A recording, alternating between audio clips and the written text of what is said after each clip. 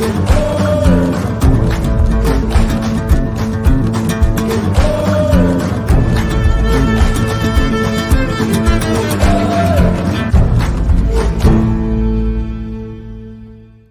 evening, everybody, and welcome to a Wednesday night edition of the Sports Exchange. If you're looking at your clock, yes, we're at 8 o'clock tonight, not 9 o'clock. Reality of the situation is July 4th coming up, and I hope everybody out there has a good time with the food, the family, and all the rest of the business. Meanwhile, let's take care of business. And you can look at the title. It says it all. NBA Sanity, NHL Tidbits, and a whole lot more. Well, not a whole lot more, but NBA Insanity and NHL Tidbits. With that said, talk about Dr. Julius Erving, Michael Jordan, of course, the James family, do a little bit of Florida Panthers as well. Let's see how Kraken make the news and Nathan's and Joey's chat stuff to get in there. Let's bring on the crew really quickly. Candy Ebling, welcome back. We just came back from a grueling trip to Greensboro, North Carolina for the National Sports Media Association event.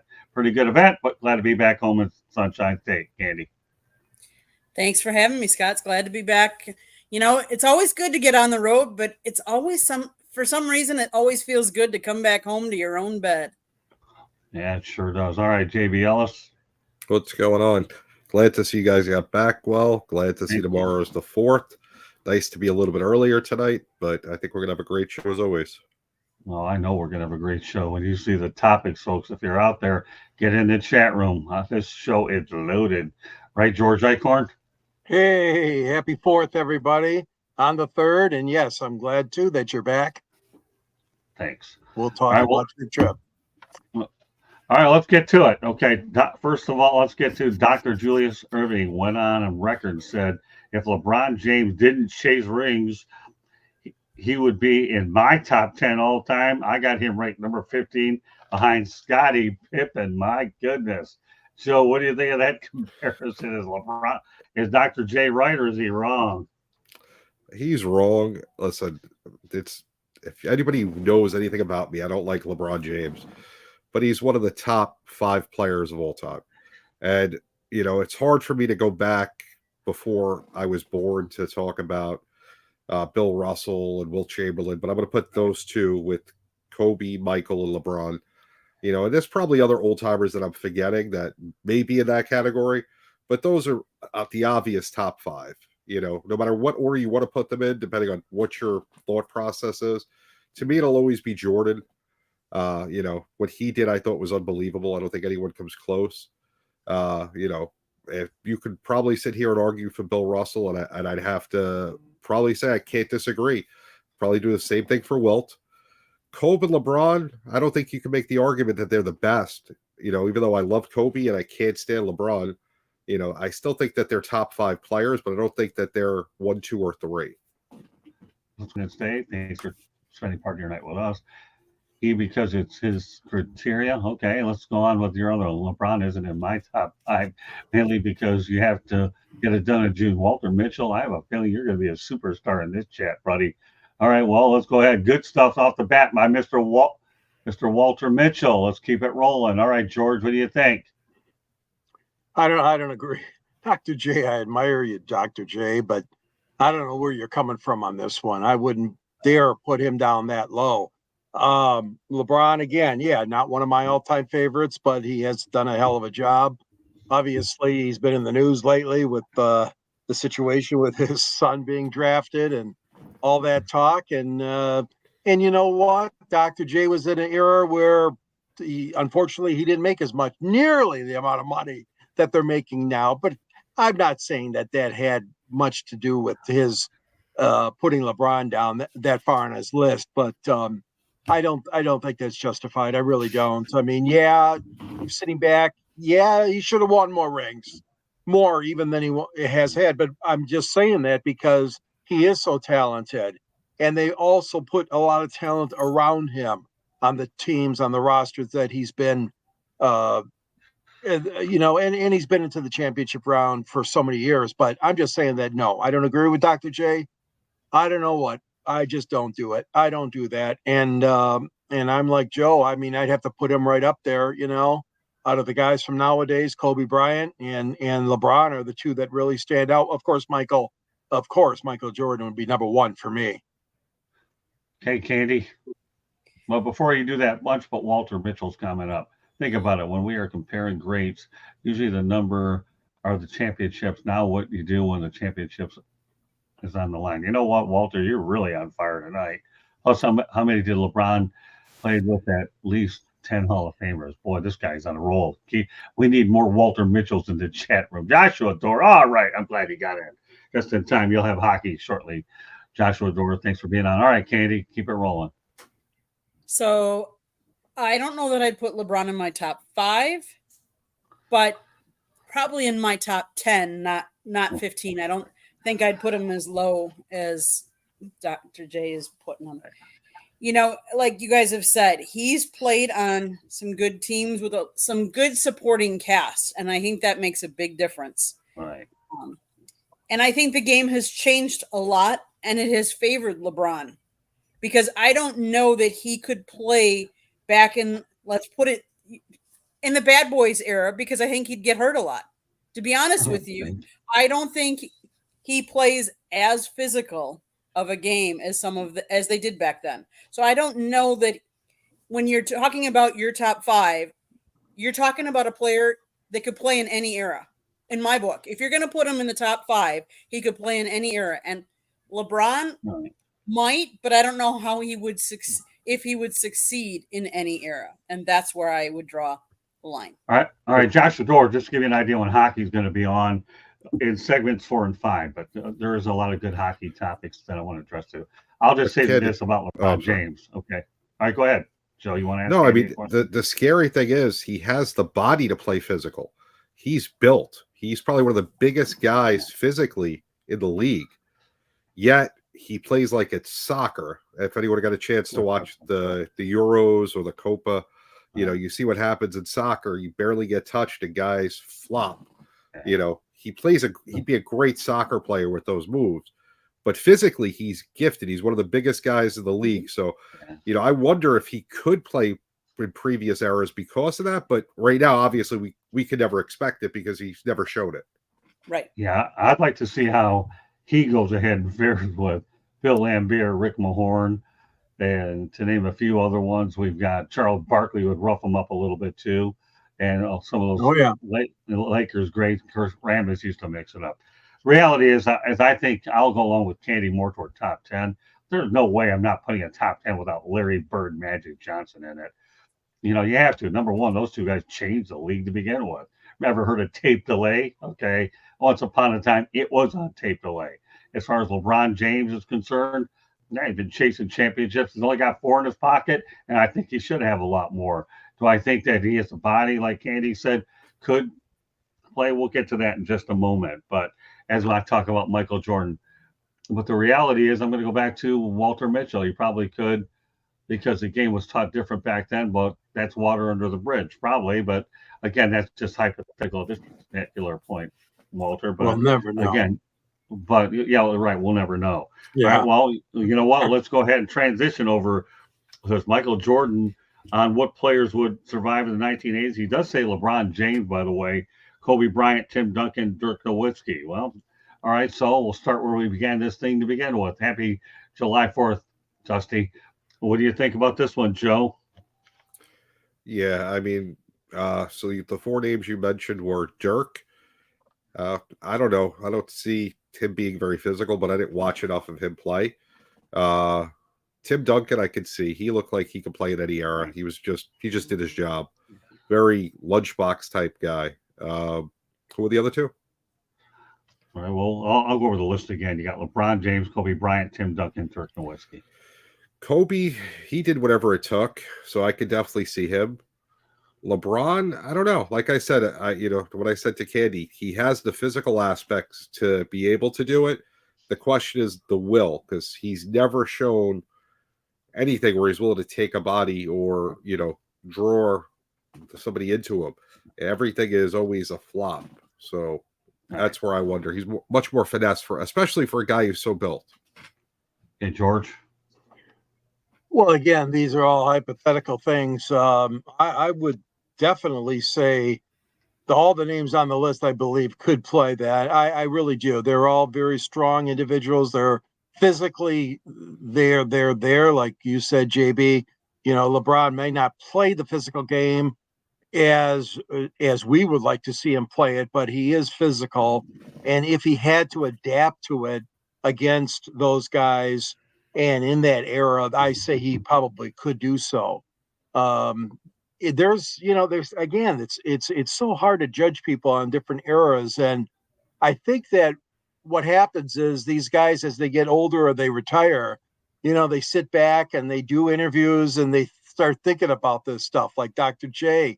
And now you said Scott Michael Jordan, and that's good, because what is that doing? That is making the NBA, and it doesn't need a whole lot more pushing, but it's making them push more in the headlines during the off season. And that's good, because the league wants to be carried around 24/7, 12 months a year, that sort of thing. So I like these discussions, and it is interesting when you hear them from guys that are all-star Hall of Famers like that, Right. Dr. J and Michael. This is all hypothetical, but Scott, but I'd say all the ones that you mentioned, yeah, I think they could. Well, let's face reality. The worst kept secret on the planet when I tell you that the old guys resent the new guys because they're making a lot more money and they build a game. I mean, there's a built-in resentment there. So guys like Michael Jordan and Dr. Julius Erving are certainly going to take their shots when they can. And in both of these instances, they have valid points. All right, Candy, go ahead. So let's face it, Kobe had such a work ethic. There is no doubt that he could play in any era, because he would do whatever he needed to be able to play in that whatever era. He would practice all the time. Dirk, I think, could play, because he played a little bit. He did play a little more physical. I've seen him playing games. As far as it's Dirk, LeBron, Kobe. Oh, Tim Duncan could play, I think, in any era too, because he was another one of those hard workers, down to earth, like LeBron. The only thing that I wonder about him, besides, like JB said, that we haven't seen his physicality as much. Right. We've seen more of the flop side. Is I don't know how well he would mesh on a team with some of those before, because I think he has a little bit more of an ego than any of the other guys. All the other guys you mentioned, none of them have the ego that LeBron has. Right. And I don't know how well other old school guys would team up with him, and how well they'd go for that kind of me attitude. I think it'd be interesting. I just don't see. I don't know if he could do all the other eras. I think all the other guys definitely could. Imagine, Candy, just imagine for a second if we could pick him up and place him on that 92 Dream Team. I don't think he'd fit in. No. The other guys, everyone else you said would do whatever it took. Whatever the role that was given to them would be perfect. And if I'm correct, Chuck Daly was the coach of that team, right? You're more than correct, pal. Yeah. So I mean, if Chuck said, Tim, all I want you to do is stand there and rebound, never touch the ball except for rebounds, Tim would be like, "You got it, Chuck." Yep. That's a good point. That's a really good point. Yeah. All right. The only thing I'll add to this, because you guys and gals have done a good job. Kobe's a lock. Tim Duncan's a lock. Marginal with Tim Duncan. LeBron James, no. Candy, go ahead and give us a station break. So if you are seeing this, if you see that red subscribe button down by George, that means you have not subscribed to us. I don't know why. Typically, Monday nights we do baseball. Tuesday nights we do football. Wednesday nights we do Sports Exchange, where we talk any different sport, all of them, including some that you wouldn't think are sports, continue to keep watching, because we'll be talking about some of those later in the show. And Thursday nights, typically we do Fire Up, so we talk about all the different sports too.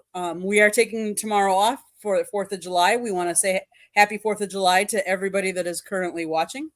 If you'd like to listen to podcasts, you can listen to us wherever you get your podcasts. iHeartRadio, Google, Apple. The sponsor of tonight's show is the South Florida Tribune Publishing Company, that published a book, Lessons from the Microphone, Tuning into the Enduring Wisdom of Visionary Leaders. Scott Morganroth, the Motor City Madmouth, wrote it. George Eichhorn wrote the foreword. And there's even some pictures in there. Did. You did, and you did a good job, George. Oh, thank you. Great. That was the easy part. Go get it. I'm Amazon, Google, Barnes & Noble, Kindle, Apple. Let's see what else do I want to talk about tonight. Go to our website, www.southfloridatribune.com, where you can see the writings of George Scott. I think even JB has an article or two up on our website, and my pictures. Great to have us. And also go to sidelinesports.net. That's JB's. SidelineSportsNet.com. Sorry, Sideline Sports. There was a net in there somewhere. Yeah, it's a very strange name because you can only get what's available. So it's SidelineSportsNet.com, and Candy did an amazing job making it look wonderful. Thank you. If you missed any of this, it's all scrolling out around the bottom. If you want to advertise on this show or sponsor us, call Scott 954-304-4941. You could always email us too at southfloridatribune@gmail.com. Back to you, Scott. Yeah, don't forget Twitter X / at Tribune South. Walter Mitchell. All right, Bo, welcome. Hey, welcome, Bo. Looking forward to seeing you pretty soon. We're talking to you next. Walter Mitchell. Yes, look at Tatum, 300+ million. That's more than the entire league. 19, yeah. Don't forget, Walter, the league was almost broken in 79. Although this Walter Mitchell's making a good case to become an NBA analyst. So if you're ever interested, Walter, reach out to us. We'd be more than happy to include you on one of these shows. We're a little bit shorthanded on basketball, but we talked about it when the situation presents itself. So, Walter, you've certainly been a great addition tonight. Looking forward to seeing more of your commentary as time goes on. With that said, topic number 3, the last basketball topic. Then we're going to go to the sport on frozen pond. Bronny James has signed a 4-year, $7.9 million rookie contract with the Lakers. LeBron also gets a 2-year, $104 million max deal with the Lakers. All right, you know what? I don't know, Walter, you want to comment on this first? We'll put it back to Joe Ellis. He's been numero uno on all the NBA topics. How insane is Bronny's situation? My goodness. So as I was watching the draft, I was waiting for anyone in the NBA to show that Rich Paul doesn't run the NBA, because Rich Paul orchestrated Bronny James to go to the Lakers. He told everyone else if they drafted him, he was going to go play in Australia. He only worked out for Phoenix and the Lakers. Right. And, there were other comments about how him and LeBron run the Lakers. Then, the Celtics had the pick right before the Lakers. And how fitting would it have been if you're the Celtics to go ahead and pick LeBron's son? And you know what? Who cares if he makes your roster? If they want to send him to Australia, bye. You don't need him anyway. You just won the championship. You're good enough to win again anyway.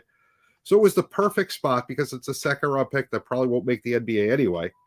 So I thought that would have been the perfect pick to kind of show Rich Paul who runs the NBA. But the Celtics didn't do that. And we knew the Lakers were going to pick him. And, all the talk, LeBron's going to take a reduced salary so that we could get, some stars to the Lakers so they can put a run on. That went out the window when they announced LeBron took, $104 million, the max contract for the next 2 years. Mr. Selfish himself, the over-the-hill guy, superstar who's past his prime, that's trying to be GM and have his family play for the team. It's an utter joke. Rich Paul should be, not allowed to be an agent. The fact that he can tell the NBA what to do. What Adam Silver is doing, I don't understand how he hasn't said something, how he hasn't made a public statement about this. The fact that Bronny James got drafted, glad for the kid. Very happy. Is he ready to play in the NBA? Absolutely not. But good for him. He got his call now. I hope he does well. But all the other knuckleheads in this group, ridiculous. Rich Paul, as I said last night on Sideline Sports, we're on social media. Come talk to me. I want to hear how you tell everyone how you run the NBA. I'd love to sit down and have a conversation with you. LeBron, you're an over-the-hill superstar who can't play GM because your team doesn't win.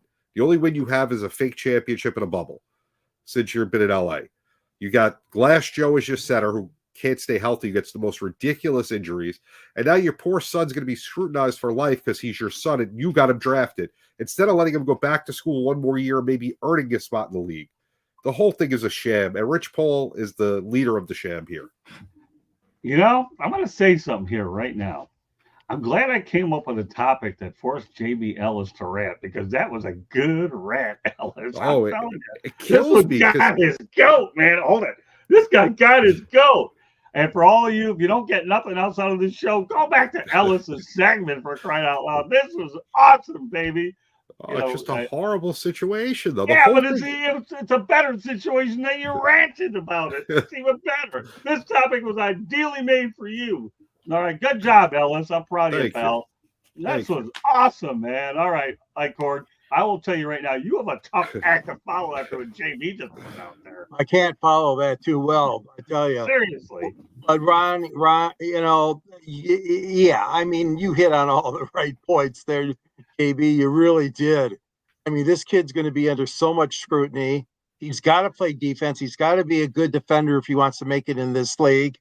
His dad, the whole thing smells. I'm sorry, but it does. I agree with you, JB, on that because orchestrating this is just nonsense, just total nonsense. That you saw what the Lakers did this past year, nothing. They couldn't do anything. So now they bring in the superstar's son, and the superstar is the fading superstar. Sounds like a little Rocky movie or something to me. It has the making of. I mean, what's going to happen next? Oh, of course, they're going to get all these national television game dates. You know that. ABC, ESPN, and all the other networks carrying the NBA, they're going to put the Lakers on even they didn't have to add more games with the Lakers, but they will. And then the other thing is the fact that, is he even ready for the NBA? Like I said, unless he learns how to play defense well, I don't think he's ready right now. We'll see how much time. Is it JJ Redick, the new coach? Yeah. Yeah, we'll see how much time, they're going to play him, his son, and then we'll see how it goes. But boy, oh boy, talk about pressure. Oh, you're not only playing in the NBA, but you're playing for the next year old man who taught you everything. But it's going to be hard. It really is for him to succeed. I mean, the thing is they got to probably take him in the lineup gradually, but we'll see what happens. I'm not sure what this Lakers team is going to look like. Really, win loss. Yeah.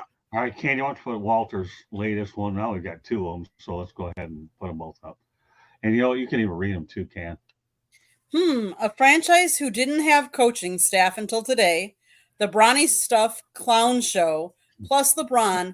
If they win, it's because of him. If not, it's y'all. Why would anyone want to go there? Even Rocky's kid didn't fight. He had to adapt Tommy Gunn. That's true.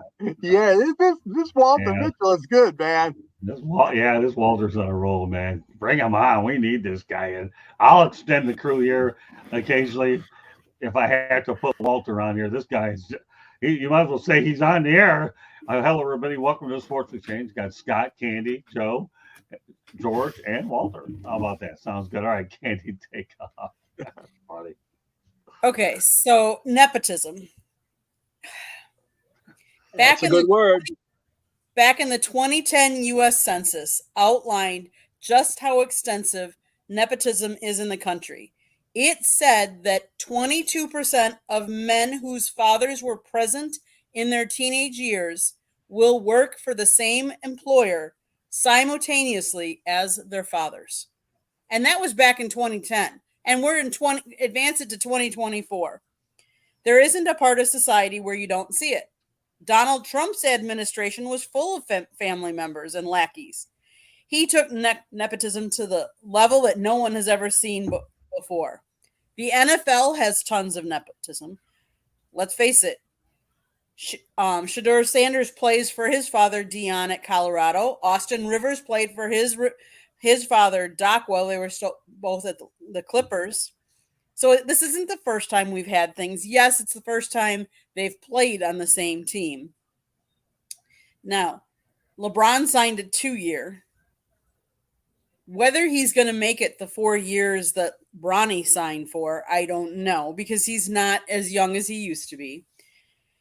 They're saying now that Rich Paul, James's agent, is reportedly still discussing the possibility of the 39-year-old taking approximately $1 million less than his max salary, and that would keep the Lakers below the new second apron in the CBA, allowing them to avoid strict roster building restrictions for tax-paying teams, such as prohibiting combining multiple outgoing salaries in trades. So we'll see. Yeah. But as much as I don't like LeBron, this isn't the first time some things like this have happened. Nepotism happens all over. All right. The only thing I'm going to say about the topic, Joe Ellis hit it right. The only thing he probably missed, maybe he was thinking about letting me do it. That's why he kept it out. If Danny Ainge was a GM of the Celtics, he would have picked him, period. Because we all know that Danny Ainge's hatred toward the Lakers goes deep. He really does. Now, that's item number one. Number two, when you put it all in perspective, what happens to second round picks? Normally they're stashed overseas anyways. This is the only one that isn't getting stashed for obvious reasons. So you know what? To me, the fact that he's getting paid this amount of money, I don't care about LeBron James taking $1 million less. As they always say, who cares? And Joshua Dore, I agree. Somewhere along the lines, somebody said, I thought no politics on here. There probably isn't. I don't even know where you heard it, but it won't matter. But I'll say the only politics I have is the politics that, to me, are not very good, is the fact that Bronny was either going to play in the Valley of the Sun or he's playing it with the Lakers. Now, I will say this as of today, some new developments about that coaching staff. Scott Brooks has been named to the coaching staff. He's got like 12 years of experience under J.J. Redick's staff, and Nate McMillan, who's got, I believe, 19. So he got over 30 years on that coaching staff to go in addition to who they were. I think Dwayne Casey actually turned that job down as well to stay in Detroit. So there'll be a little bit of experience on here, but it's going to take a whole lot more experience than that to straighten out that mess that they call in Los Angeles. But the reality of the whole situation, that Danny Ainge would have taken him. He wouldn't care if he went to Australia. He wouldn't care if he went to China or wherever. Danny Ainge would have stuck it to him. All right, Candy. So I have a question for the panel. How much pressure does that put on Bronny? Because could you imagine not only following in your father's footsteps, but playing with your same father, and your father's considered this NBA great, and you're going to be expected to be following him and doing as good. Could you imagine playing on the same team as your father at anything? Like, let's say. So I bowled with my father in a bowling league, and he was better than me at it, and I tried to learn, but he wasn't the greatest bowler of all time, or considered one of the greatest bowlers of all time. And I wasn't where it was a fun league, so anybody could bowl. This is the NBA, and unfortunately, this kid's not ready. The poor kid had a heart attack last year while playing in college. So besides physically, he's not ready. His game's not there. And I mean, I want to see him succeed. Since we've started doing this, I don't root for athletes' failures anymore, because now I know many of them personally. And, most of them are good people. I'm sure if I met LeBron, he's probably a good person. So, me not liking his game, that's one thing. But I don't want to see the guy fail, and nor do I want to see his son fail. But I just don't think he's ready. And I think that's a spot that could have went to somebody else. And it was orchestrated. That's, I think, what bothers me more than anything. If it would have been like, well, we hope to get him if he's there, and nobody spoke about it. If Rich Paul would have kept his mouth quiet the week before, it would have been great. But he had to start. I think it started like on Monday or Tuesday that week. That I run the Lakers. If I tell them to do it, they're going to do it. And then he's telling other teams not to draft him. He's going to go to Australia. You can't do that. And where is Adam Silver? This is your league. It's not Rich Paul's league. You are the commissioner. Step up. That would never happen in the NFL. Imagine if Scott Boras, Lee Steinberg, any other agent would do that in any other sport. It wouldn't be allowed. When Eli Manning got drafted by the Chargers, he didn't want to play there. He still got drafted by the Chargers. It was up to them to work out a deal to get rid of him. It wasn't, okay, we're not going to take you because, he was the best available pick. They took him, and then they found a way to trade him. You don't get to decide where you go in a draft. That's not how it's done. Right. Yeah. And I alluded earlier to that. I told about the pressure that you mentioned, Candy. Yeah, there's going to be a lot of pressure on the kid, and he's not ready yet. Obviously, we know that. But the fact of the matter is his dad will probably be helping him along the way. Obviously, he'll be like a second coach to him, which he already is. But there's no way that he wants to see his boy fail. And it's going to be hard. It is going to be a lot of pressure on him. No question about it. No question about it. All right, Candy, let's go to the comments up with Walter, starting with Austin, and read them down the line, please. Austin was drafted not by his dad. Major difference. College, it's more accepted to play with your dad. Okay. So we have $500 million for one final and 2 conference finals. Maybe LeBron should give the Lakers a favor. He bent over for him since he got to LA. Okay. I'm not worried about the pressure on him. He's going to the treatment like the Ball brothers. That was good. This guy's Don't forget LeBron put a target on his back with his tweets about his son's ability in high school. And then only Christopher roots for athletes' failures. All right. Well, yeah, we're going to get to that one. I like this one, Joshua. That's good. The only thing I'm going to say about this whole thing is this, okay? To me, and I mentioned the fact that most second-round picks go ahead and get stashed. You know, I personally am more concerned about his heart, like Joe alluded to. It wasn't long ago they were talking about the kid having a heart attack.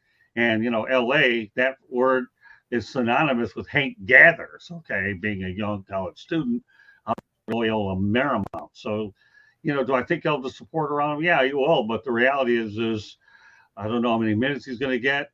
But the way that this whole thing was orchestrated to me was pretty weak.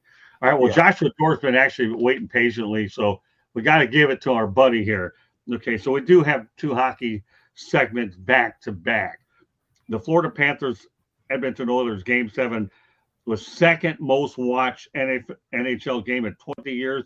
It averaged 16.3 million viewers across North America, according to the NHL. All right, you know what, George, we'll go start with you on this.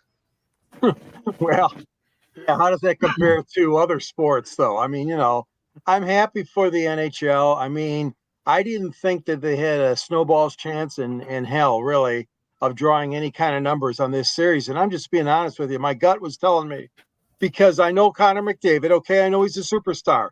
However, nobody else knows much about anything when it comes to the Edmonton Oilers. And the fact of the matter is you gave away one of the American cities that would have been the host city, obviously, if it was 2 American teams playing. But I think what really rescued them, obviously, was the name of Connor McDavid, and also the fact that this series went from being a blowout to something really special, as we know. And Scott, my hat's off to you, my friend. You called it 7 games. You are the winner on this show and a few other shows you probably were on, but you're the only one I know that called that for Panthers in 7. I went with Panthers in 6, as did a lot of other people, some even Panthers in 5.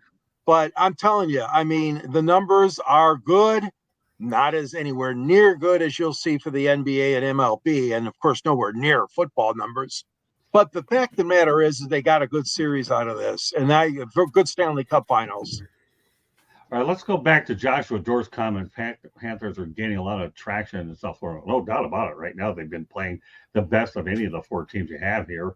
And let's start. The Marlins haven't done anything lately. They did have a playoff appearance a year ago. And, of course, they had another one during the pandemic. So the Marlins have sniffed the postseason. The Dolphins haven't won a postseason game in ages. And who am I missing? The Miami Heat have always been pretty steady as well. You know what? They have a great front office. So, but yeah, right now the Panthers, I think, are unquestionably the best thing you have going in South Florida for sure. There's no debating on that. Let's continue with Joshua's comments. The guy's on a roll tonight. McDavid is the best player in the world. Yeah, I think that's pretty obvious. Walter Davis does help that ESPN is back in the NHL market. Come on, Zach, Hyman, and Leon. Some of us love hockey. Okay, then Joshua Doerr, I went with Panthers in 5-6. Well, okay, that may be the only thing you got wrong, Josh, but you got the championship. It doesn't matter. It's not the NBA, MLB, it's whatever. The parade was packed. It was, from I hear, soaked, but we were in North Carolina. We wouldn't know anyhow. And Walter, you have to give ESPN time to ignite the masses. Doesn't help in the 90s, you had powerhouse clubs. Yeah, we aren't going to go ahead and question that, are we, George? Considering one of them was the Detroit Red Wings. So, yeah. And Booth hasn't played in a long time. All right, well, I knew this was a lightning rod subject. That's why it's on here tonight. Candy, some thoughts about the fact that the North American situation worked out well. I mean, Edmonton's a very passionate place. I think you might have gotten comparable numbers had the Vancouver Canucks made it, because that's one of the largest cities in the in Canada. But go ahead, Candy. So the 2024 Stanley Cup, saw an increase of 60. Let's see, playoffs across ESPN, ESPN2, and ABC averaged 1.8 million viewers and 724 viewers 18 through 49, which was an increase of 60% and 46%, versus the 2023 Stanley Cup playoff average, which was up 14 and 19% off 2022. So it's gaining traction. It's getting traction, and let's face it, we're talking about Edmonton Oilers and the South Florida, the Panthers. We're not talking the LA market. We're not talking a New York team where you get all those viewerships. You're talking teams that don't have the same reach, but yet look at the viewers they had. It was a good. Well, I shouldn't say it was a good series, because I would say some games were very one-sided, but hockey is gaining ground, and that's a good thing. Just like WNBA is gaining ground with viewerships. I like the fact that we are supporting more of these, what should I say, the non-traditional and NFL, NBA, and MLB. They always have had viewerships. But some of these lesser known sports are gaining traction, and that's what I like. All right, let's talk about hockey in Florida. I actually had an interesting chat with a podcast that's on that I found out about, and they may be guests on another show, but I have to talk to some of their people first. First and foremost, the Tampa Bay Lightning got things going in the Sunshine State with the fact that they won championships. But the one thing I'm going to say about the Florida Panthers, and one of the reasons I actually thought they were going to win the whole thing, was this, and I'm only going to say it one time. When you lose the year before in the finals, it wears on you for an entire year. So the Panthers came out under Paul Maurice. And bear in mind, last year they backed into the playoffs, knowing that they barely got in. This year, there was never any doubt. Bobrovsky had an unbelievable year. Matt Tkachuk, I don't have to get into all that. But when you lose the final series the first time, you go back at it, you're hungry the second time. And what do you know? The Florida Panthers ended up winning. Now, unfortunately for Panthers fans, the exodus comes where a lot of players are going to get more money on the open market. You just have to hope and play that you don't lose too many players. But you know what? Panthers have a good front office. I think they'll definitely be a contender to at least defend their Stanley Cup. All right, let's go back to Joshua Doerr real quick. Unless anybody has anything to add, I have one other hockey. I haven't let it go on this one yet. Go ahead. Well, then go ahead, Joe. So, yeah, I mean, anyone that didn't watch Game 7 missed one of the best sporting events of the year. First of all, the NHL playoffs is by far the best playoffs. Other sports may be more popular. I may like baseball the most. I enjoy watching basketball more than hockey, and football we talk about nonstop. But when it comes to playoffs, nothing is better than the NHL. Right. And a Game 7 in the Stanley Cup, especially after a team was down 3-0, the fact that it only got 16 million is pretty sad. I don't care if it was, the two smallest market teams in the league. It should, if it was Arizona and whoever, that should have been higher. Millions of people missed out on one of the best sporting events of the year. Even if you're just a person that enjoys watching hockey once a year, this was the game to watch. And if you never watched hockey, what better time to start? So it's a shame that the numbers were down, but hockey's got to put in the work to try and build its fan base, and they got to promote their stars. I mean, even though Florida won, there was nothing appealing about what Florida did to catch someone that's not a hockey fan.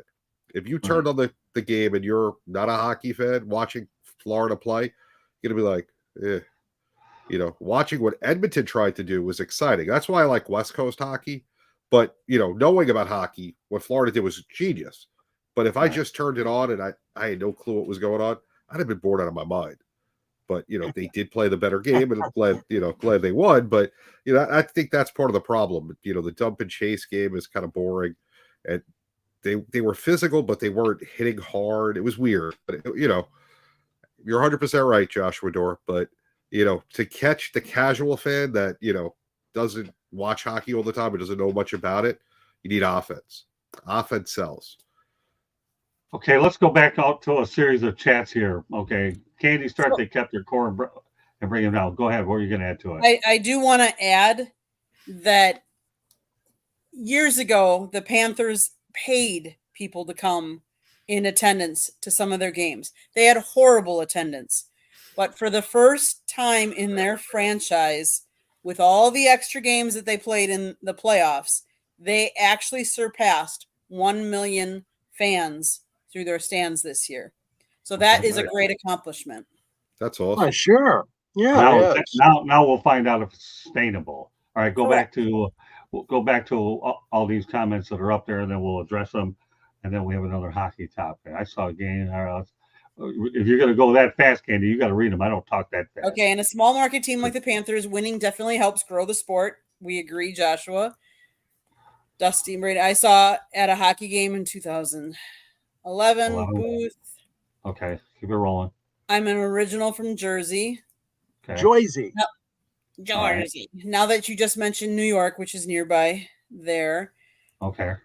Panthers have been booming since the new ownership took over. Can't judge the franchise. Prior to that, ownership was awful. They kept their core.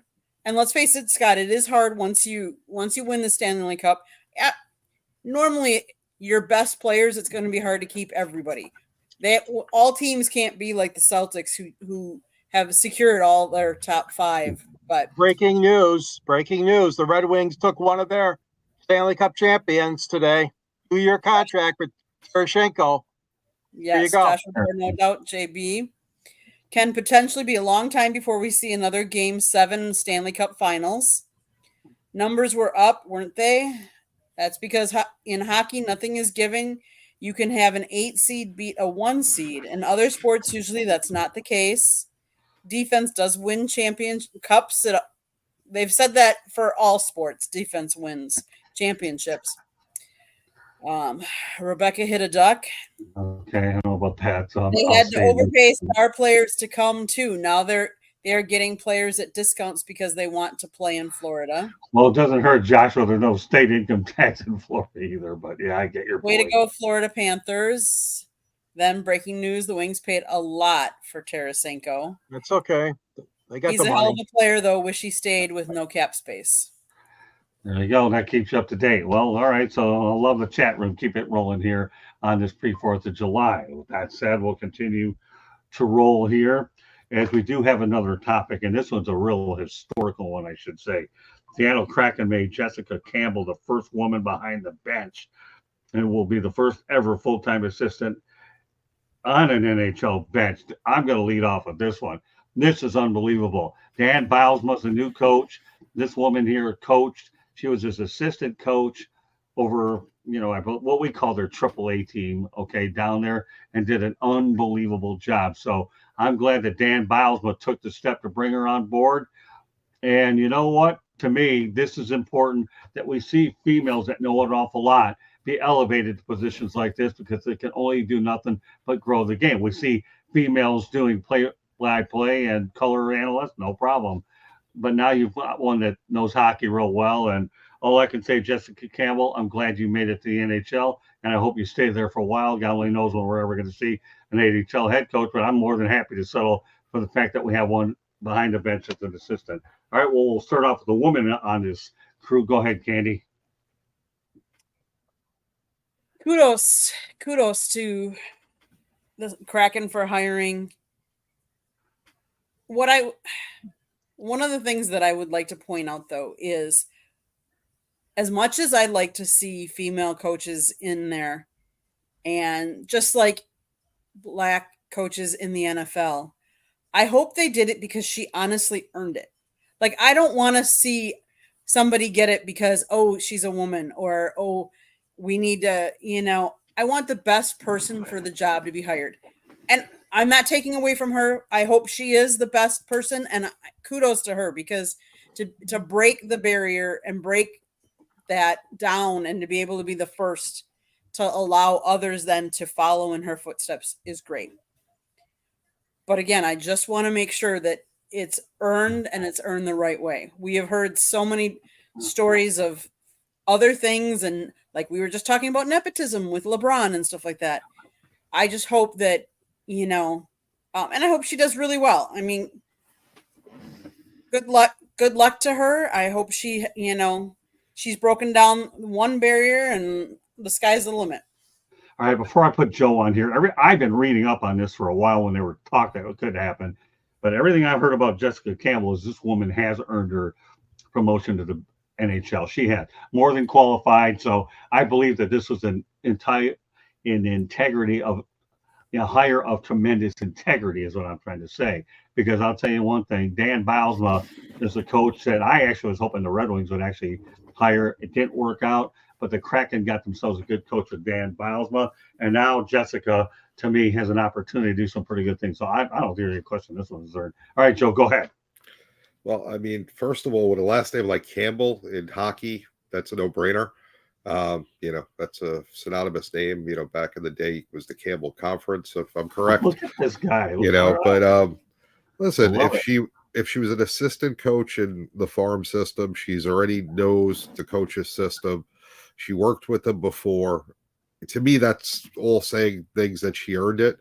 I'm happy for her. Congratulations. To me, it's sad that we still have to have firsts like this. If a person gets hired, it's just like that person got hired. The fact that we're in 2024 and hockey's been around this long and this is the first time it happened, it's crazy. If someone's qualified, they're qualified. Color of skin, race, religion, none of that matters. Hockey. That's all I care about when I'm looking to hire somebody. And if you're the best person, you're good. All right, Walter Mitchell, you're absolutely correct. Dan Bylsma was an assistant for the Wings under the last staff. I believe it was under, I'm trying to remember the name, Jeff Blashill. So, yeah, he was under Blashill's staff. I thought he was going to have the heads up. All right, George, what's your take on Jess? Well, the league has had an issue and a problem, unfortunately, over the last several years, and that is their bad record sometimes with players and mistreating women. We've seen it in the NFL with the Washington Redskins, and we've seen it in hockey. And, Quinville was involved in part of the allegations and all this going around. So there is definitely a lack of females in leadership roles in hockey that has to be addressed. It has to get better because these ladies are doing a fantastic job. Look at Team USA. Look at Team Canada in women's hockey, how great they've done, and tremendous results in the World Cup and in the Olympic Games. And, a lot of great talented players, but also brilliant minds. These ladies know how to play the game. They know the sport inside and out. And many of them are going, like you said earlier, Scott, some of them into the broadcast booth. Some of them we've seen it in Detroit and other cities, a lot of female hockey writers. We're blessed in Detroit with Helene St. James. We were earlier blessed by Cynthia Lambert at the Detroit News. So I've seen the growth of hockey, and I've seen how females, ladies are really, really intelligent and obviously very attuned to the game and to the sport. Let's face it, it's been male dominated for decades and decades, on and on. It gradually we see some signs, but boy, Campbell becoming this assistant coach, I'm all the more power for her. I'm very happy for her. And I think it's a great move by the Seattle Kraken. I'm really happy about it. Hey, George, I want to make one thing very, very clear, and I think this is really important that we stay on track because sometimes you tend to drift a little. In this case, I think it went a little bit too quicker. Joel Quenneville is not something we're going to talk about tonight. We might address it at a later date because I understand the recent news there, but it's not something I'm going to get into on this night. This is more because it did, as Joshua George said, okay, it didn't have anything to do with a woman, if I remember correctly. Of course you do remember correctly, Josh. That's why I'm bringing it up. So, I know that, George, you're pretty intelligent, but when it comes to this kind of stuff, the reality is this conversation is all about Jessica Campbell and the Seattle Kraken is what it is, not Joel Quenneville, okay? And, of course, Walter Mitchell, says Quinville had another issue other than Kyle Beach. Well, I didn't know that. Yeah, again, that'll be a future on a future episode. So I just want to make sure that what we try to do is stay on point. We have a lot of good things that we're talking about. We're on a really good roll, and we have a couple topics that are going to get you hungry in about a moment. But let's go ahead and talk about Puffin Penguin. I remember when there was a female goalie on Tampa Bay Lightning for a game or a lockout. That was called Manon Rayon, by the way, who was actually an analyst for the Red Wings, Puffin Penguin. So, yeah, good stuff. So, all right. Anybody else comment on this that haven't commented on this? Or are we good? Nope, we're good. Okay, good. Yeah, you're all right. Puffin Penguin. I'm sitting on a grin and tonic and listening to the show. Glad to be here. Glad to have you here, Puffin Penguin. But now I'm starting to get a little bit hungry, but it's my fault that I am. Nathan's will not allow Joey Chestnut. And I can't keep a straight to compete in the 2024 hot dog eating contest after Chestnut signed a 4-year, $1.2 million deal with Impossible Foods, a vegan food company. Bear in mind, okay, that Chestnut was paid $200,000 for his appearance on last year's contest. Now, I want to dedicate this show to Fred Ebling because he was a great math teacher in his day. So, Dad, as you rest up in heaven, I have to make sure I go out there and mention this. Is $1.2 million greater than 200K? I would say yes. And he'd say, yeah, you finally got one right. Put the duct tape on your mouth and start stunning again. So, yeah. With that said, okay, go ahead, Candy. I think the ratings are going to take a hit because they didn't put Joey on there. But what do you think, Candy? Last month, Chestnut announced on social media that he had been banned from the annual event, claiming he learned of the decision by Major League Eating along with the rest of the world. Major League Eating said Chestnut would not be able to compete due to his affiliation with plant-based hot dog brand Impossible Foods. I get that. I mean, it's a contest. They have rules. You have to follow the rules. Let's face it, if you're playing in some tournament, let's take Wimbledon for instance. You have to wear all white. You can't wear different colors. So it's your contest. You have the right to make the rules up. And let's face it, Joey Chestnut has been in that contest for how long? So he knew the rules going in. So he decided it was more important to take money, which, hey, I'm not going to begrudge him at all. I would take the money and if you believe in the company that is sponsoring you and paying you, there should be no gripe. Nobody should be complaining because everybody has a right to do their contest and run the contest the way they want to and have representation the way they want to. Joey knew that going in and he made his decision. He'd rather sign with this company and get paid lots of money instead of going in that contest. There'll be other contests that he'll be in. Oh, no. Yeah. All right. Great segue. Okay. All right. So go back to Joshua Dorr. This guy's smoking tonight, boy. I'm boycotting the hot dog eating contest. Not a good one up, Joey. Duh. Yeah, you're right. That is funny. Joey or nothing. Yeah, keep going, Joshua. You're rolling again, brother. Let's see what else we got. He is the contest. That's true. Boy, is he really going crazy. I like these chats. I think they're almost bordering around comical. In fact, they are comical. Joey is a goatee. All right. Noted. All right. There we go. Look at this. What is it? 1.2 is a haul. And you're right, Candy. Rules and rules. All right. Well, that's all right. Go ahead, George, and stay on point. Well, I think that Joey made a big mistake also. I mean, he's the champion. He's been the champ for so many years. And obviously, sometimes he wants to go in a different direction to get a different agent or contract or contest, whatever. So they're going to miss him though, because everybody looks forward to seeing Joey in this contest every year on the 4th of July. But hey, he's a big enough guy to make his own decision, make up his own mind on where he wants to go. And if this was a risk that he didn't know about, maybe, I don't know, but he still is going to be missed because, like I said, everybody's been watching and seeing if Joey Chestnut can repeat and be on the championship platform once again. So all the more power to him. I know, he wants to get more money or whatever, more notoriety, but they're going to miss him, and I think the whole event is not going to be as good without him. What do you think, Joe? I know how much you love hot dog eating contest. So the fact that this event took place from about 4 blocks from where I used to live for Wow. as long as I lived there, and I've only went there one time in person for the hot dog eating contest. The only time anyone thinks of the hot dog eating contest is July 4th. The only reason we're talking about the hot dog eating contest is because Joey Chestnut signed this deal. Who won that on the fact that he signed the deal? Beyond Foods won because now everyone knows that Joey Chestnut signed with them. Nathan's won because we've been talking about this for the last month. The ratings, they may be down a little bit, but I actually think they're going to go up because we've been talking about the hot dog eating contest for a month now when nobody even probably thought about it in June last year.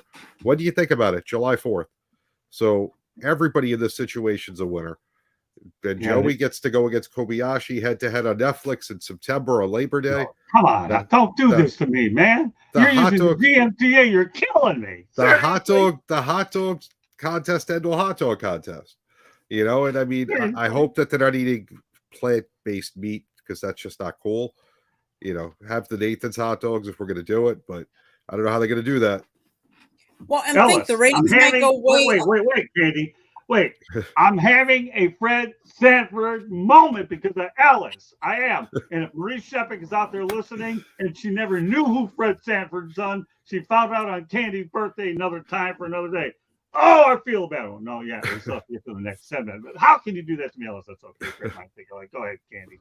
The ratings might go way up now because we all know Joey's not going to win because he's not in the contest. So who's going to win?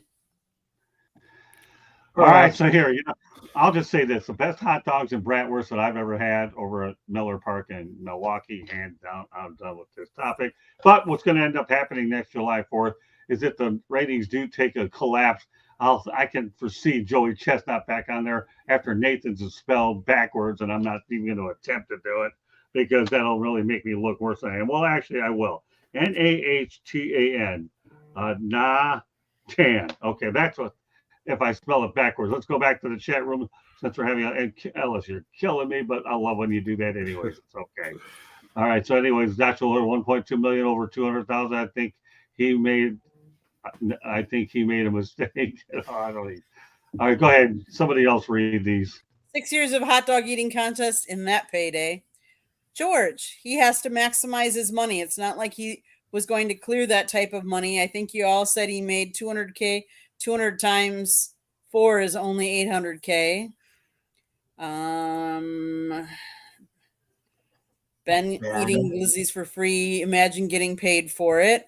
Ben is the ultimate glizzy guzzler and has to buy his own hot dogs. Who cares who wins if it's not Joey? Yeah. Hey, if it's a contest, we're all going to be there. Let's face it. Well, not me. I'm going to be at the Marlins in the game. I don't care. I mean, but it's newsworthy. But yeah, Ellis, you might as well start where you finished there, Ellis, because now you obviously had read my mind. So let's go ahead and pick. This is JB's topic, okay? Albeit, all right. So Joey Chestnut to face Takiro Kobayashi. Don't forget that name because he's been involved in these two on Labor Day. Hot dog battle. These two have won a combined 22 mustard belts at the Nathan's famous hot dog eating contest. Will face off in an all beef hot dog battle against each other on September 2nd in an event that can be streamed on. You guessed it. Of course, Joe Ellis gave it away. Netflix. All right, Joe, we're going to start with you since you more or less got it going ahead. But go ahead. It's just crazy. I mean, we're bringing back the old guy that won before Joey, and we're bringing Joey back who beat the old guy. He got banned. They're going to make I'm sure, a whole series about it with the history, and we're all going to watch all this hot dog stuff, and then we're going to watch the contest to get sick because it's sickening to actually watch. But good for Netflix. Way to find content that's probably cheaper than putting on a show. All right, you know what? I'm going to tell you right now. This is great. Our show, when we talk about it going everywhere, we have a great comment from Kim J. Hello from Korea. I love the show. Kim J., you made my day. So if you would kindly be a subscriber to the South Florida Tribune YouTube channel, that would be better. But that goes to show you these shows go everywhere, folks. So Kim J, thanks a lot. Hope you subscribe, and God bless, my friend. So go ahead. Now, George. I think I agree 100% with Joe. This is a tremendous coup by Netflix, and obviously there are going to be ramifications, and people will be watching, September. So they're wise in making a decision that they've made. And Joey's going to be on TV after all, maybe not July 4th, but Labor Day weekend instead. Don't forget, though, he's got a lot of competition that weekend. It's called college football. It doesn't matter. Seriously, George, you're really having a bad night tonight to compare that to college football. Seriously? All right, that's okay, Josh. That's the sports competition I'm looking at. All right, well, that's okay. All right, go ahead, Candy. Major League Eating announced its slate of competitors for Coney Island without Chestnut for July 4th. So for his part, Chestnut announced he will spend July 4th at a holiday celebration at Fort Bliss in El Paso, Texas, where he'll take part in a hot dog eating contest against 4 soldiers at the base. The 4 men combined will try to beat Chestnut alone in a 5-minute contest. The event will be streamed on Chestnut's YouTube channel. So let's see who's going to get more viewers, Chestnut's YouTube or the 4th of July contest. And of course, a much bigger competition awaits at the end of the summer. Shortly after news broke that Chestnut would not be at Coney Island, Netflix announced a live special on Labor Day, pitting Chestnut against Kobayashi. It will be the pair's first competition since 2009. Kobayashi, by the way, Candy. I think I should get him. That's all right. Candy, why don't you go out there and let everybody know on the broadcast here what you used to call Dunedin? Dunedin. Dunedin. Yeah, that's it. Yeah, that's his name. Yeah. And what about Sunoco, Candy? You had a good one for that one too. Sunoco? That's it. Look at this. This woman's on a roll here. Sunoco, Dunedin, or whatever. I'm with Dunedin on that one. I vote for Candy's name on that one. I would too.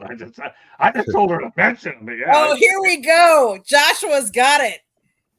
He'd like to see George Eichhorn in a hot dog eating contest against Scott Madnow. Uh-oh. Oh my! Not going to happen. Not going to happen. But it would be funny. Well, I'm sure we'd probably do. We'd get some people to watch us. Now, pardon the ignorance here. Do they eat them with the bun or just the dog itself? No, bun and everything. Yeah, well, there's different techniques. They put ketchup or anything on it, or mustard? They can. There's different techniques. Different ones, yeah. Yeah, there's different techniques. So some of them will dip the bun in water so it's easier to go down quicker. Oh, it's really just some will do it in beer. It's disgusting, George. It is the most disgusting thing to see in person that I've ever seen.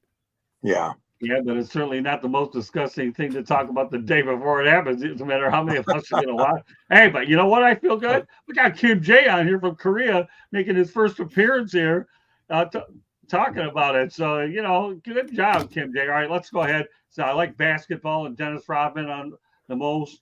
Someday I hope Bronny will come visit Korea. Let me tell you something, Kim J. I'm glad you brought that. Dennis Rodman and I were good friends during the bad boy days. He was one of my favorites I used to talk to in the locker room. Dennis and I, we were pals there, and him and I ended up going bowling one time. It was just unbelievable. We had a good time. We talked about my most unusual form, and we talked about his free throw shooting, and ended up he beat me the first game. I said, all right, I'll tell you what winner take all, and if I lose the next game, I'll go ahead and pay for the whole thing. If you lose, you pay for it all. Well, I came through in the clutch and beat him, and we still were laughing so hard, the two of us. But he was my favorite in the locker room. Whenever I needed something, Dennis is always there. Now, Bronny, well, I'm sure when the NBA is playing overseas, you're probably bound to get him there at some point. All right, Jonathan Hyde. Scott is a glizzy gobbler. Yeah, maybe I probably will when I go out to Miller Park. Kim J, are people allowed to watch hockey in your country? Yeah, wait, why am I not surprised that Joshua would throw a comment like that in there? I don't know. We'll find out, but that was pretty interesting. So there you go, folks. They come from Korea to watch it. We get it out there. My people watch Rockets. All right. Interesting. Maybe one of these days I'll find a way to get cricket on here. I still don't know anything about it. And all those other sports. Hey, listen, we had cornhole on. Why not do that? And tonight it's all about hot dogs. Houston Rockets is what Josh is asking them. All right, Kim J, can you keep up with Josh Shador? I think you're doing a pretty darn good job. All right, now Terry Osowski. Look at this guy. All right, Candy knows him. All right, go ahead. You know I know nothing about what you're talking about, but love these two people. All right, Terry, love you. Right back at you, Terry. Thank you. We love you too, Kim JB, J, and I love you too. Yes. Look at this stuff. Great stuff, man. You said two people. Well, no, we don't know who Terry is. He's you ever met this guy? I've been trying to get him to come on the air for a while, but unfortunately he hasn't made the plunge into our world. But you know, there was a time when him and I were over at a Candy's party, and I said I used to call him the Chase Chicken. That's what I called him. Because that's where he worked at. And Terry, you know what? He handled it like a true pro. All right, so Labor Day is BC versus, yeah, sure, it probably is. And that is amazing, Scott. Oh my God, look at this great show to find. And thank you for that story. Oh, you're welcome. Hey, I love telling this story. And if people are going to sit there, go ahead and talk about, you know, Dennis Rodman. Dennis Rodman to me belongs in the Hall of Fame because he did something that most people wouldn't even think about doing these days. It's called defense. And defense is a foreign language to this year's NBA. And when we talk about money in the hot dog eating contest, so we talk about NBA dollars, you talk about going from one extreme to another on the cash, this stuff we've done tonight. Joshua Doors asking Kim J, what type of government does your country have? I'm not even going there with this one. So yeah, we put it in there, you know, and we'll find out exactly what Kim J is saying. I will take the fifth on it, and Candy will post it in the chat if we get it up on time. So this show was loaded with basketball. It was loaded with hockey and loaded with a lot of calories. With that said, you know, so I'm going to ask everybody around the horn, what are you doing on July 4th, JB Ellis? Not much, just grilling some stuff at the house. Nothing exciting. Okay, what about you, George? We're celebrating my lovely granddaughter's birthday. She's a 4th of July sparkler, and it's always fun being with her on her birthday and locally here in Michigan. All right, Candy, you can speak for both of us. Well, you will be sitting in an air-conditioned, cushy press box while I will be down in the photo well taking pictures of the Marlins versus the Boston Red Sox game tomorrow. Well, you know what? Walter Mitchell, got to get this. A great show. MVP is my grandson who took a nap so I can participate. You know what? I'll just go out there and call two MVPs, a grandkid as well as Walter. All right. And happy birthday to your grandkids. All I'm doing tomorrow over at the Marlins game is something called mental labor. I'm telling you. Mental labor, everybody. I love mental labor. You never know what comes out of my mouth. And again, Candy doesn't have to know. Once upon a time, I was interested in getting married on July 4th. It never worked out, but not complaining about January 1 whatsoever. So good stuff. So, yeah, we'll be at the Marlins and the Boston Red Sox. I love watching American League teams play here in South Florida. It really does. Kind of brings me back to my past a little bit. So, but meanwhile, what a show we've had tonight. We've seen some new faces in here. And you know what? I got news for you, Kim J. We hope that you come on more of our shows here. And to do so, once again, kindly please subscribe to the South Florida Tribune YouTube channel. And you'll see a lot of us as well as other people as well. So very proud of the participation we had on the chat room. More importantly, I want to wish everybody a happy July 4th out there. So with that said, Joe Ellis, let everybody know how they can get a hold of you. SidelineSportsNet.com is the website that Candy designed. Sideline Sports on every Tuesday at 8:30. JB_ the program on X. Guys, make sure you subscribe. Go to the website. Definitely comment and let us know. Okay, George Eichhorn, you're next. Yeah, you can find me on the South Florida Tribune channel. I write for the Motor City Tribune. And then at the end of my column, there's a little tagline about my book, which I authored many years ago called Detroit Sports Broadcasters on the Air. Scott's in the book, and so are many of our great Detroit sports people over the years. Candy's pointing to it right there. There's the cover of it. Thank you, Candy. You can reach me. You reach me on LinkedIn at George Eichhorn. You can reach me at gichorn@yahoo.com. And you can also find me on X at SandGSports99. And I'm also part of the baseball show, 108 Stitches, in addition to Sports Exchange, wherever Scott and Candy need me. I love this avenue. And I do want to apologize because I spoke out of turn about Mr. Quinville. I'm just going to leave it at that. So I want to apologize for that. Oh, no apologies. That's all right. You're just thinking in the future, but I had to kind of have some fun talk there, Eichhorn, letting you know that. I mean, yeah, but we'll address that more often. But we have some pretty good stuff there. Happy Fourth to everyone, Joshua, especially Kim J. Kim J, you were awesome, buddy. All right, Candy, why don't you take us home? As my voice is probably about ready to hit the finish line, go ahead and give us a final. Tonight's episode was brought to you by the South Florida Tribune Publishing Company, which published a book back in November of last year called Lessons from the Microphone, Tuning into the Enduring Wisdom of Visionary Leaders. It is written by none other than our host, Scott the Motor City Mad Mouth Morganroth. And it was the foreword was written by none other than George Eichhorn. There is a picture of young Scott with Muhammad Ali. And there are more pictures. If you are curious to see a young Scott Morganroth, go purchase the book. If you're interested in learning more about how the media business has changed over the 40 plus years Scott has been in the business, go get the book. If you want to hear more stories that Scott's told besides listening to him on these shows here, go get the book. Read the book. It is a great read. It is available on Amazon, Kindle, Barnes & Noble, Apple, Google Books. You can go to our website. You can read more of Scott's writing. www.southfloridatribune.com. George has wrote. JB has wrote. Candy is taking pictures. Go check it out. If you like to listen to podcasts, wherever you get your podcast, iHeartRadio, Google, Apple, Spotify, Castbox, Deezer, Geo7, any of those places, you can find us. Go listen. If you miss any of what I've said, or if I spoke too fast, I don't speak as fast as Scott does, but I try. You can see it scrolling around the bottom. Go back, rewind, catch it, check us out. But most importantly, Monday nights, we talk 108 Stitches baseball talk. Tuesday nights, Inside the Pigskin. Wednesday nights is Sports Exchange.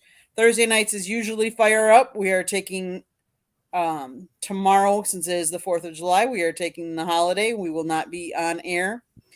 Typically on Wednesday nights, you can find Scott on the Motor City Mad Mouth show, where he does a one-on-one interview show on nofilter.net.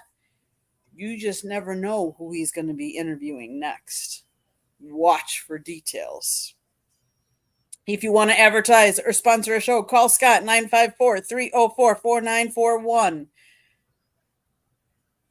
Our website again, www.southfloridatribune.com.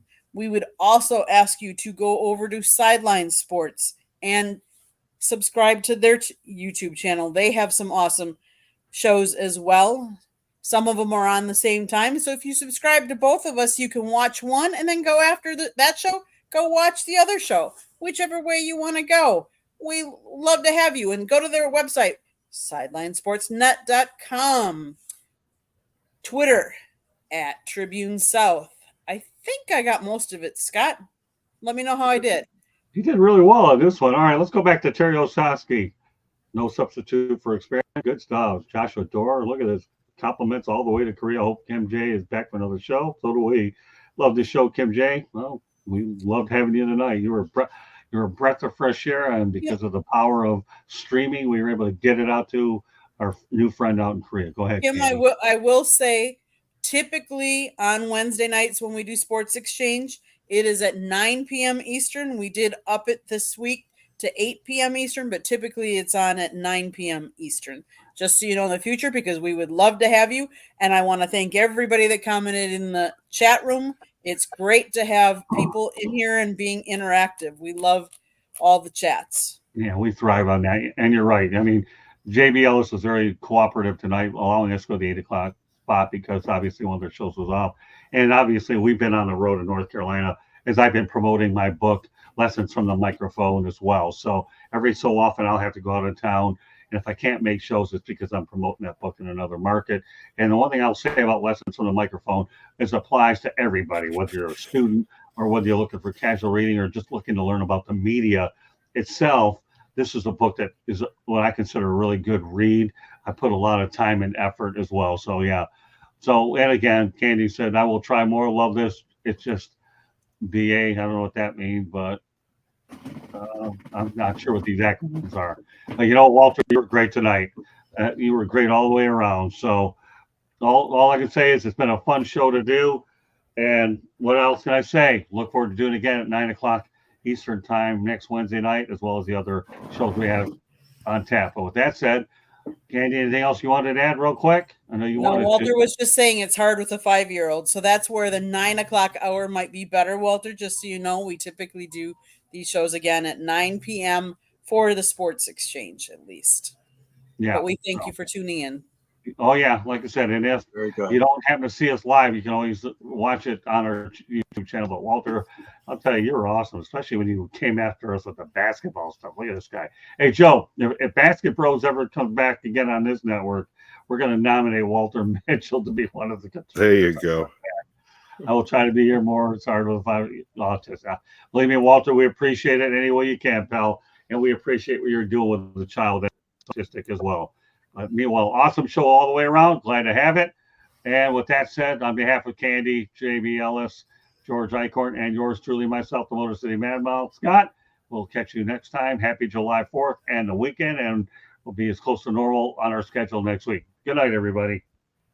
Happy 4th. Be Happy safe. 4th of July, Gus.